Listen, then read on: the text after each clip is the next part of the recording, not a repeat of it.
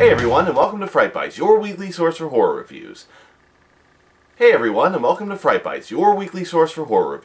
Last time I took a look at 2009's The Collector before heading off to see its sequel, The Collection. Anyway, I'm back, and I'm happy to report that The Collection is one of those rare sequels that not only takes all the good qualities of its predecessor, but actually manages to build on them.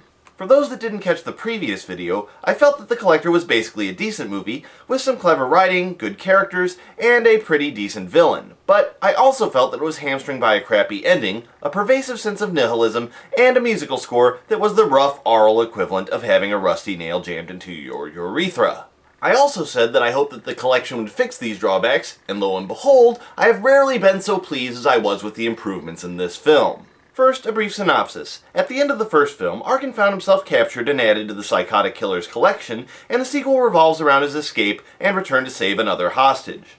To say more about the plot would be to spoil it, so I'll simply settle for giving it my stamp of approval and telling you why you should pay to see it. First off, like I said before, all the good elements from the original remain intact. The characters are still believable, and they're actually decent human beings rather than the human garbage populating most films of this sort.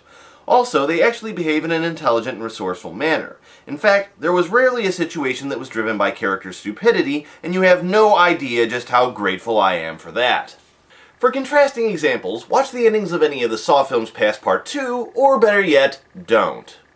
As I've said, The Collection manages to avoid the missteps of the first movie. For one, the industrialized ear cancer of the first film's soundtrack has been replaced with a far superior score from Dunstan's fellow Saw alumnus Charlie Clouser, whose work I'm actually a fan of. On top of that, despite having plenty of gore and grue, I wouldn't actually call The Collection torture porn.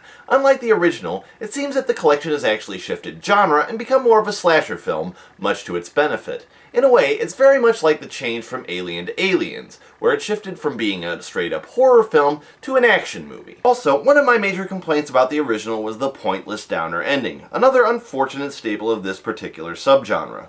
Well, not only have they fixed that in this film, but they've managed to change it in such a way that it's actually managed to change my opinion of the first film's ending.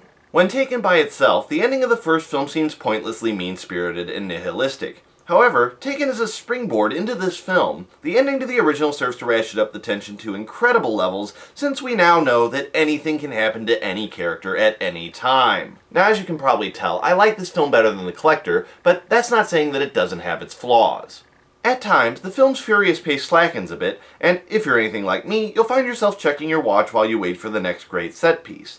Also, if the first film required you to suspend your disbelief, this movie requires you to toss it off the top of a tall building, into the path of an oncoming bus, then put 2 bullets into the back of its head. But if you're willing to do that, you'll find that these two films really do go together, shoring up one another's weaknesses and providing an excellent companion piece for one another. Anyway, that's all we have time for this week. I'll see you next time on Fright Bites.